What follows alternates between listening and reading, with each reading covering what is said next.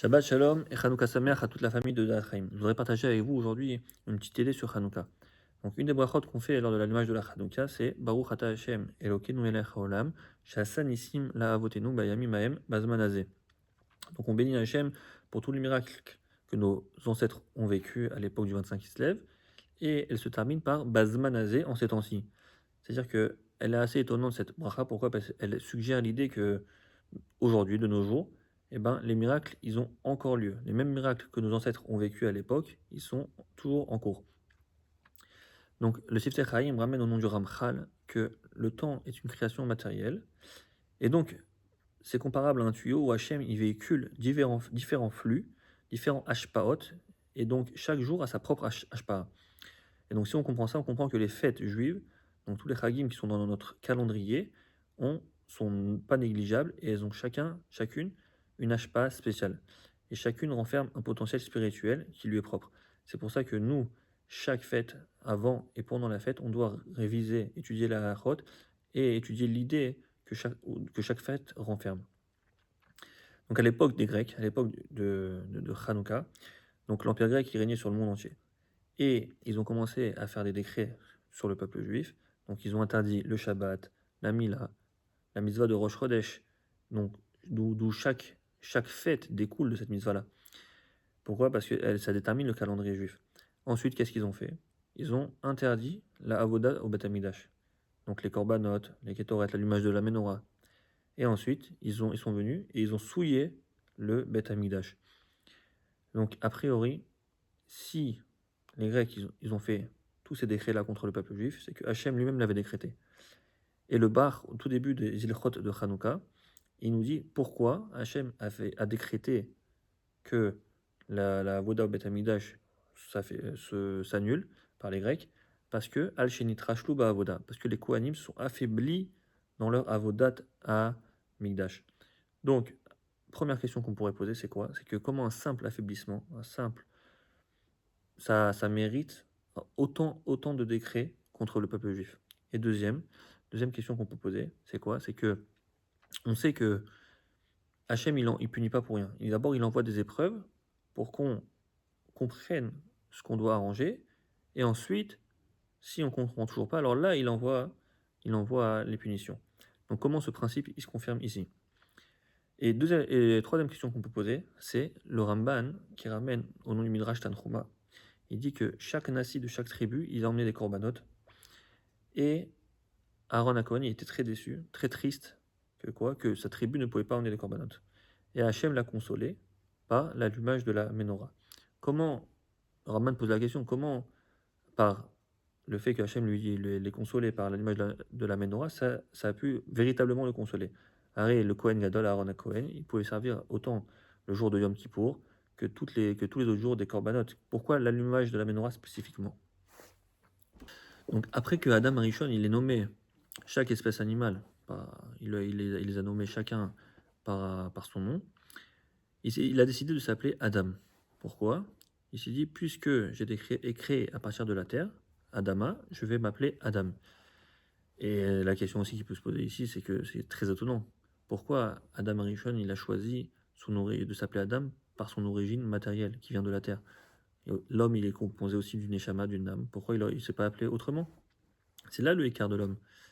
Alors on peut expliquer aussi tout simplement que par humilité, puisque il y a marqué que l'homme il vient de la poussière de la terre et il repartira dans la poussière de la terre, alors c'est une notion et une leçon d'humilité que Adam Arishon a voulu nous fournir.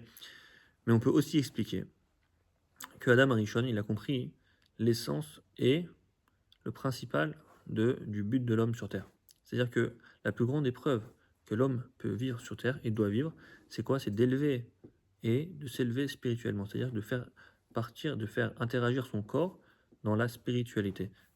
C'est ça le défi de l'homme, c'est se purifier et élever son âme. C'est-à-dire que quand on fait rentrer le corps dans la spiritualité, notre gouffre, alors là c'est beaucoup plus difficile de faire rentrer Hachem. On dit toujours que c'est plus difficile de manger pour Hachem que de jeûner pour Hachem.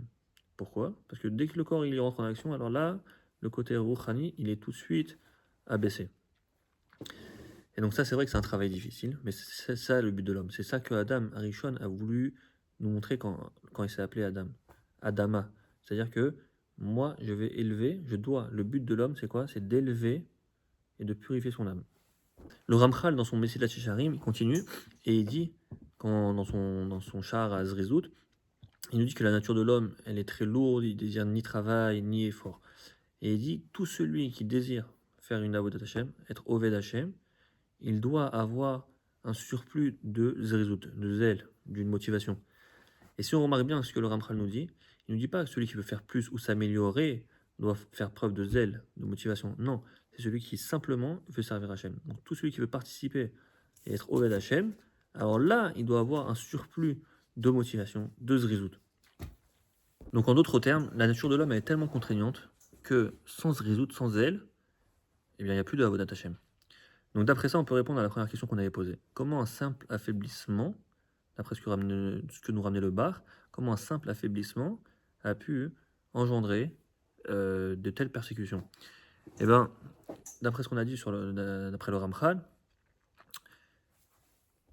cet affaiblissement qu'il y a eu à l'époque des Grecs, eh ben, c'est considéré sous un certain angle comme un abandon de la Torah. Pourquoi? Parce que dès qu'il y a un affaiblissement, il n'y a plus de motivation, il n'y a plus du tout de Avodat Hashem. Et donc, ainsi, Mida Kenegid Mida, Hachem, il a fait passer par les Grecs qu'il y ait des décrets qui annulent la Avodat Amigdash. Et pour répondre à la deuxième question qu'on avait posée, que comment Hachem, il avait envoyé des épreuves avant les punitions, c'est que tout simplement, Hachem, il a voulu réveiller les Kohanim par leur affaiblissement, il a voulu leur dire, ayez plus de motivation et évitez l'hellénisation, le fait d'être mityavnim. Et en ça, les Hashmonaïm, ils se sont pris en main, ils ont eu un élan de zrizout, et grâce à ça, Hachem, il a fait Benes, que quoi? Qu'il y a eu des grands miracles et qu'ils ont surpassé et dominé et battu l'armée grecque. Pourquoi?